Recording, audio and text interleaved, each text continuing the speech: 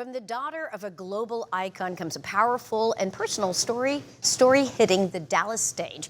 Maryum May Ali is bringing her one-woman play Float to Bishop Arts Theater, sharing untold stories about her life, her family, and of course her father, Muhammad Ali, in a way audiences have never seen before. But before she takes the stage tomorrow night, I'm so excited to have Maryum May Ali join us to share more. Good morning to you. It is a real thrill to talk to you today. Good morning. I'm honored to be here. Thank you for having me. Your nickname is May. Where did that come from? You know, people, you know how we have to have the nicknames. Oh, yeah. I think my aunt gave it to me. She said when she was babysitting me, when she was like maybe 9, she didn't pronounce Maryum well. So she started calling me May. So And I've had it since I was a little girl. Okay, Yeah. well, let's also talk a little bit about this. It's called Float. Yes. The title, of course, is powerful. We think of float, you know, float like a butterfly, sting like a bee. Yep. Tell me about the title and what does it mean to you? You know, I'll tell you something. Okay, I can't wait. It's kind of a secret because there are 2 metaphors in the play related to float. Yes, people will think about my dad's famous phrase, but there are 2 metaphors, and I'll say the metaphors have something to do with your spirit and your high self-esteem. That's all I'll say. But there's stories that go along with the word float. All right, so you're giving us these little teases so we can come and see this fantastic play. I want to also talk about the fact that growing up as Muhammad Ali's daughter, was there a story that it was only through this medium that you were really able to share and tell that might surprise people? I think out of all of the documentaries and books written about him, he has 9 children. I'm the eldest, I'm 57, I'll be 58. I think the youngest is in his 30s, and then the youngest daughter is Layla, my sister, who's 48. And I feel he was a great father, right? As busy as he was present. He engaged us at a very young age throughout our formative years about important topics, so we look at him from a deeper level and encouraged us to think and educate ourselves before, have critical thinking before making decisions. So I think that's something that hasn't been revealed about his character, what kind of dad he was, and to be so busy and well-known, he took that time for that kind of engagement and emotional presence. And so you'll see some of the stories show that father-daughter relationship.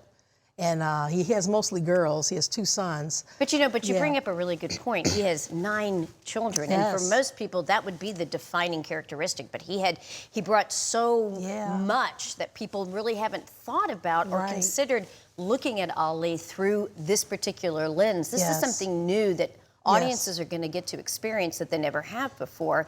And I know that this has got to be very personal for you. You were a stand-up comedian, probably years still ago. are. Very years ago. Yeah, and now you're doing this on a very personal level. That transition, what was it like revealing as much as you did and then allowing yourself to be vulnerable? Yeah, well, as a stand-up and as a public speaker of the last 10 years, I've kind of used to that, so I've been vulnerable in those areas of my life. This was just a different iteration of it. I've been very comfortable being by myself on stage.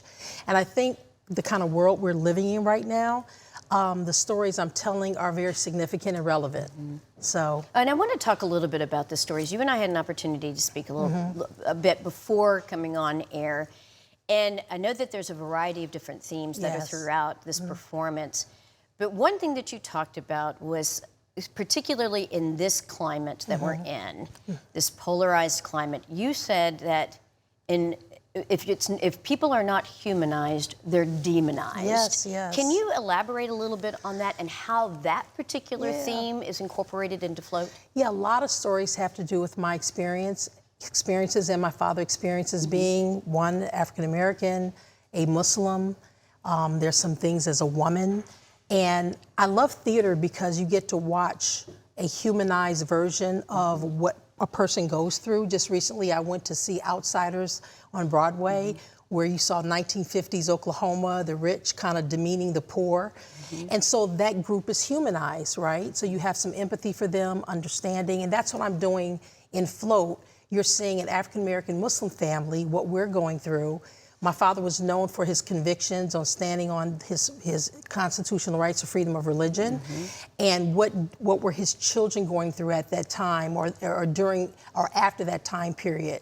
And they're very specific. So, but I think everyone can relate to kind of being ostracized on whether it's their weight, their looks, their skin, their religion. We all can kind of draw from that. And I do speak to that. So our kind of family is humanized, and you understand, you know, as humans, we have more commonalities than not, you know, and unfortunately, I think this might sound cliche, a lot of people don't live in the vein of do to others what you want done to you. And if we just would do that and listen to each other and not kind of believe the propaganda, go seek out information for yourself about who people actually are, it'll be a better society. You know, so I know your father is probably very proud of you. Oh yeah, yeah. Right now. I kept, you know, during rehearsals, I said, "Oh my gosh, I wish my father could see this play." He actually saw me in a play 20 years ago. I did Steel Magnolias, playing the mother, and he had so much fun. So at least he saw me do stand up. He saw me perform, and so I'm happy about that. Is there one little story you can tell us about having Muhammad Ali as a parent that you can reveal to us before we see you on stage? Okay, I will reveal one story. So in 3rd grade, in elementary school, this may sound topsy-turvy, but I was bullied. However, I got the best of the bully. So, yes, there was bullying, but I kind of... You found a way to get the upper hand. And I had a conversation with him, and this was actually a real conversation on the phone about, because I went from a Muslim school that got closed to a predominantly white school, and it was a culture shock, and it was in the 80s, and the kids were shocked by me as much as I was shocked by them, and there was some conflict. And he was at the height of his career boxing, and so there was a lot of fights happening because they felt, oh, this is Ali's daughter, let's pick a fight with her. And it happened all the time. So I'm on the phone with him, telling him about all these fights I'm getting into, and how he helped me process and navigate those issues in the 3rd grade.